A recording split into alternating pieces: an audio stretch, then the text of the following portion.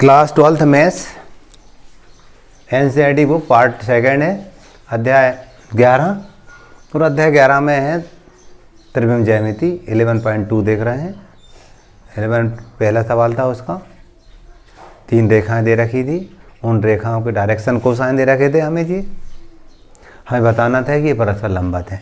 ठीक है, तो लंबवत बताने के लिए हम मान ले रहे हैं, माना जे हमारा L1 है, जे M1 है, जे N1 है। ठीक है, जे क्या है, L2 है, M2 है, N2 है। ये क्या है, L3 है, M3 है और N3 है। ठीक है,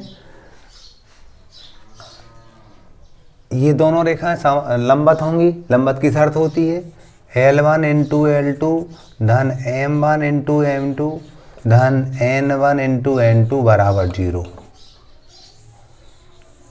पहली 2 रेखाएं लंबवत होंगी, उसकी शर्त है। अब मान रखेंगे हम, और 12/13 गुणित L, इसका मान था 4/13 धन M1 कितना था, -3/13, M2 था हमारा 12/13 धन N1 था हमारे पास ऋण 4/13 और N2 था हमारे पास 3/13। इसका लघुत्तम आया 13 169। सही है, हर समान है तो हर लघुत्तम हो गया। अब ऊपर 12 चौको 48 ऋण 12 तेरी 36 और 4 तेरी 12, तो ये 48 ऋण 48/169, तो 0/169 बराबर 0, 0 बराबर 0। ये सिद्ध होगा कि पहली दोनों रेखाएं समांतर लंबवत होंगी। ठीक है ना। दूसरी करेंगे हम ऐसे, दूसरी तो मतलब L1 L3 M1 M3 देख रहे हैं ना, पहली और तीसरी ले रहे हैं, M1 M3 और N1 N3। ये 0 बता देंगे तो पहली और तीसरी रेखाएं लंबवत हो जाएंगी। और यदि हम L2 L3 M2 M3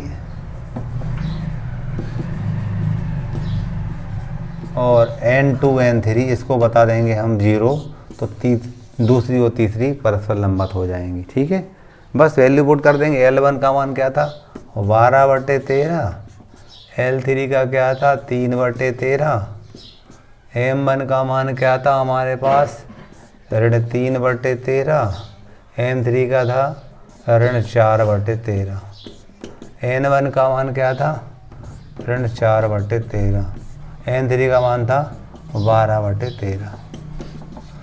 देखिए लघुत्तम आया वही 169। ये 12 3 36, जे 12 और जे 48। आप देखो 48 ऋण 48/169, 0/169, 0 बराबर 0। इस प्रकार सिद्ध हो गया पहली और तीसरी रेखाएं परस्पर लंबवत है। इसको करेंगे हम ऐसे ही, तो 4/13 गुणित 3/13, 12/13 गुणित ऋण 4/13, 3/13 गुणित 12/13। इसका भी लघुत्तम आया 169, 4 तेरी 12, 12 चौको 48, ये 12 तेरी 36। आप देख रहे हैं यहाँ पर भी 48 ऋण 48/169, 0/169, 0 बराबर 0। इस प्रकार सिद्ध हुआ कि पहली और दूसरी और तीसरी रेखाएं भी परस्पर लंबवत हैं।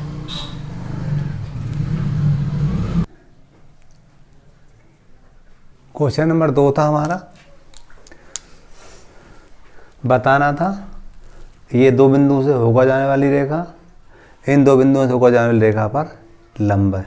ठीक है, यह बताने के लिए इनसे हम दिक् अनुपात निकालेंगे, 2 बिंदुओं से उन 2 बिंदुओं से दिक् अनुपात निकालेंगे और उन दिक् अनुपात का गुणनफल 0 के बराबर बता देंगे। ठीक है, मान ले रहे हैं हम कि जे निर्देशांक ए के हैं और जे बी के हैं, हम यहाँ लिखेंगे ए बी के दिक् अनुपात।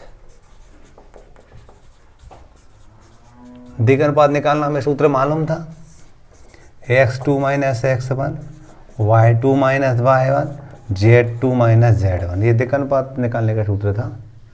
अब यहाँ पर हम देख रहे हैं x2 है, x1 y1 जी है, x2 y2 वो है, तो यहाँ पर लिखेंगे हम 3 ऋण 1, ये लिखेंगे 4 धन 1, ये लिखेंगे ऋण 2 ऋण 2, तो ये 2 5 ऋण 4, ये हमारा A1 हो गया, ये B1 और ये C1। ठीक है, ऐसे ही मान ले रहे हैं ये C के निर्देशांक हैं और ये D के हैं, तो हम लिखेंगे CD के दिक् अनुपात। अब CD के दिक् अनुपात सूत्र वही हमारा x2 minus x1 y2 minus y1 z2 minus z1, वो वाले x1 y1 जे है, x2 y2 वो है, तो 3 ऋण 0, फिर 5 ऋण 3, फिर 6 ऋण 2, ये 3 2 4, ये हमारे A2 है, B2 है और C2 है। हम लिखेंगे AB लंब होगी CD पर यदि A1 A2 plus B1 B2 plus C1 C2 बराबर 0।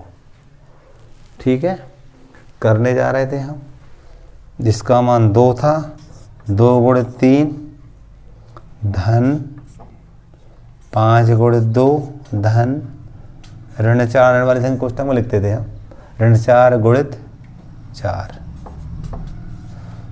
6 5 दूनी 10, ये धन ऋण करें 4 चौको 16, 16 ऋण 16 बराबर 0, 0 बराबर 0। इस प्रकार हमारा सिद्ध हुआ। ठीक है, क्वेश्चन नंबर 2 हमारा पूरा हो जाता है। क्वेश्चन नंबर 3 था,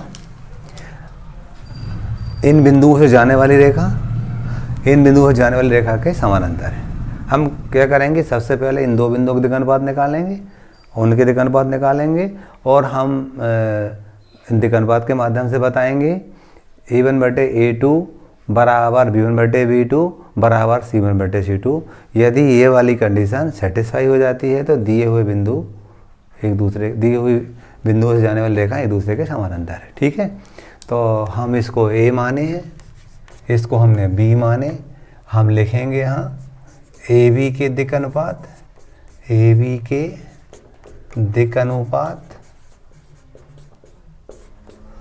सूत्र होता था हमारा x2 minus x1 y2 minus y1 z2 minus z1।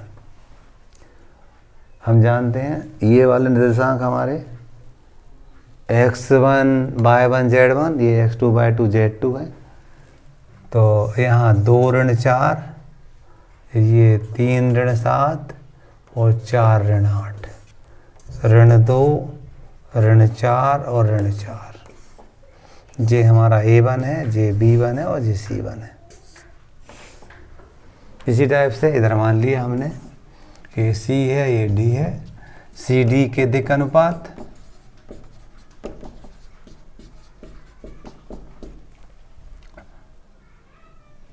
सूत्र वही x2 minus x1 y2 minus y1 z2 minus z1। ये करेंगे हम तो 1 धन 1 2 धन 2 5 ऋण 1 2 4 4, ये हमारे A2 B2 C2 है। हम लिखेंगे AB समानांतर होगी CD के यदि A1 बटे A2 बराबर B1 बटे B2 बराबर C1 बटे C2, तो ऋण 2 बटे 2 ऋण 4 बटे 4 ऋण 4 बटे 4 ऋण 1 ऋण बराबर आ गए तीनों। इस प्रकार सिद्ध हुआ कि दी हुई रेखाएं एक दूसरे के समानांतर है। ठीक है, क्वेश्चन नंबर हमारा तीसरा पूरा होता है।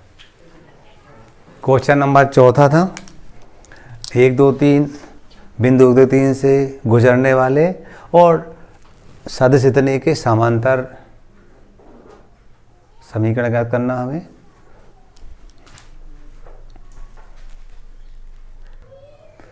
हमें बिंदु 1 2 3 से गुजरने वाली रेखा का समीकरण ज्ञात करना है जो सदिश स्थिति के समानांतर है। हम जानते हैं इसका सूत्र होता है आर बार बराबर ए बार प्लस लैम्डा बी बार। ये सूत्र होता है ए बार से उस रेखा का समीकरण जो ए बार से गुजरता है और बी बार के समानांतर है। ठीक है, ये सूत्र होता है, इसे मान रख देंगे हम। तो देखिए जे हमें ए बार दे रखा था, ए बार बराबर i cap plus 2j cap plus 3k cap, और जे हमें बी बार दिया था, बी बार बराबर 3i cap plus 2j cap minus 2k cap. ये हम मान रख देंगे। आर बार बराबर i cap plus 2j cap plus 3k cap, इससे गुजरता है, और समानांतर किसके हैं, इसके 3i cap plus 2j cap minus 2k cap. यही हमारा आंसर होगा। ठीक है, अगला क्वेश्चन क्या था हमारा, इससे होकर जाता है और इसकी दिशा में है, इसके समांतर रेखा का समीकरण ज्ञात करना है, लेकिन सदिश भी ज्ञात करना है और कार्तीय भी ज्ञात करना है। सदिश समीकरण तो जे हो जाता है और कार्तीय के लिए अभी बताने जा रहा हूँ मैं। ठीक है, तो देखिएगा, हम कहेंगे हमें जे ए बार का मान दिया और जे बी बार का मान दिया। पहले हम सदिश समीकरण लिखेंगे रेखा का। सदिश समीकरण का सूत्र क्या था, आर बार बराबर ए बार प्लस लैम्डा बी बार। ये सदिश समीकरण ज्ञात करने का सूत्र है हमारा। तो आर बार बराबर ए बार क्या है, 2i cap minus j cap plus 4k cap plus lambda b bar क्या है, i cap plus 2j cap minus k cap. ये का आंसर तो हमारा यही हो गया। अब हमें कार्तीय समीकरण और ज्ञात करना है। कार्तीय समीकरण ज्ञात करने के लिए चलो यहाँ दिखा देता हूँ। हमें आर बार बराबर 2i cap minus j cap plus 4k cap दिया था, और लैम्डा इसके साथ दिया था i cap plus 2j cap minus k cap दिया था। अब आर बार का मान हम जानते हैं xi plus yj cap plus z k cap होता है।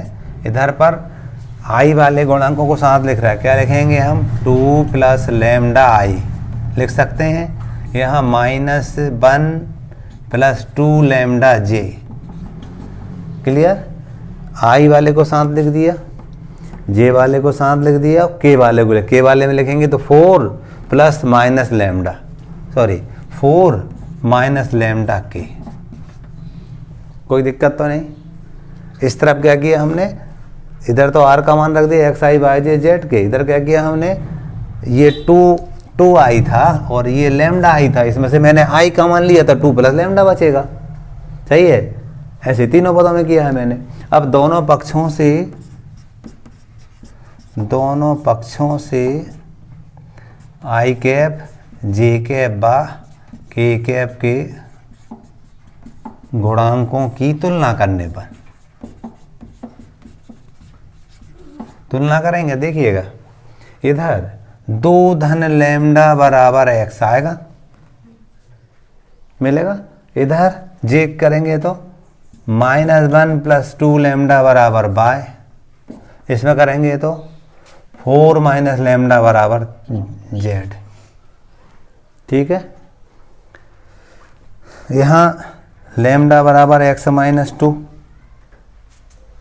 यहाँ 2 लैम्डा बराबर y धन 1, तो लैम्डा बराबर y धन 1/2। ये z है हमारा, इसको करेंगे तो ऋण, अपन z को उधर लाते हैं, लैम्डा उधर ले जाते हैं तो क्या हो जाएगा, या हम कहते हैं 4 उधर लेकर हम तो माइनस लैम्डा बराबर z माइनस 4, ऋण का भाग दिया तो लैम्डा बराबर माइनस z प्लस 4। सही है। अब तीनों लैम्डा के मानों की तुलना कर, तीनों बराबर है ना, तो क्या होगा, x माइनस 2/1 बराबर y धन 1/2 बराबर जे हो जाएगा ऋण z धन 4/1। या इतना भी सही है, और दूसरा भी हम कह सकते हैं इसको, ये भी सही है कार्तीय रूप, x माइनस 2/1 बराबर y धन 1/2 बराबर z ऋण 4/1 कर सकते हैं। मैं यदि ऋण का मान लूँगा तो ये z ऋण 4 बन जाएगा। ठीक है, ये हमारा कार्तीय रूप हो गया। ठीक है।